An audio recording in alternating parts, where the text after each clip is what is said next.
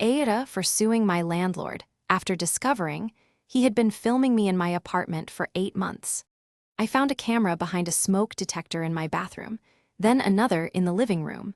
The recording device had 8 months of footage. I called the police, and then I called a solicitor. I want to be clear about something before I tell this story. The reason I am framing this as an AITA is not because I question whether what I did was right. I know what I did was right. I am telling it here because of what happened when the landlord's family found out, and the position I was put in by people who felt I should have handled it differently. I moved into the flat in February of last year. My landlord was a man in his early 60s who had presented himself as a private individual letting his property, not a professional landlord, just someone renting out a place they no longer used. He was polite and prompt with maintenance requests. I had no concerns. In October, I changed the smoke detector in the bathroom because the battery alert had been beeping for 2 days and he hadn't responded to messages. When I took down the existing detector to replace it, I found a small camera built into the housing. It was not a standard smoke detector component. It was an additional device that had been fitted inside the casing. I did not touch anything else. I called the police from my front doorstep. The police found a second camera in the living room, fitted behind an electrical socket plate. The recording device connected to both cameras was in the boiler cupboard. It had been running continuously. It had 8 months of footage. I cannot and will not describe what 8 months of footage of my private life represents.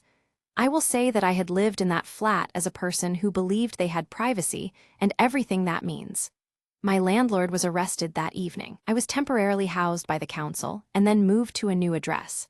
I am suing him in civil court in addition to the criminal proceedings. His wife and daughter contacted me through a solicitor's letter asking me to consider the impact of the civil suit on the family.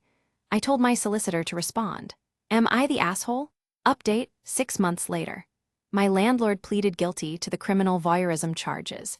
He received a custodial sentence. The civil proceedings are ongoing. His family's solicitor has made 2 further attempts to reach a settlement that would limit the financial impact. My solicitor has handled both approaches. I want to address the question of the family directly because it is the reason I posed this as an AITA at all. His wife did not know. I believe this. His daughter did not know. I have no reason to doubt this. They are real people experiencing real consequences of something a man they loved chose to do. I have compassion for them. I also have 8 months of footage of my private life and a landlord who looked me in the eye at tenancy check-ins for 8 months while this was running. My compassion for his family does not extend to limiting the legal consequences of his choices. I have moved 3 times since October. I check every smoke detector, every socket, every fixture in any property I enter.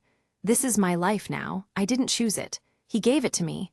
I am okay, or I am something that will become okay. That is as much as I can honestly say. NTA or ITA? Comment below. I think we all know the answer, but I want to hear it.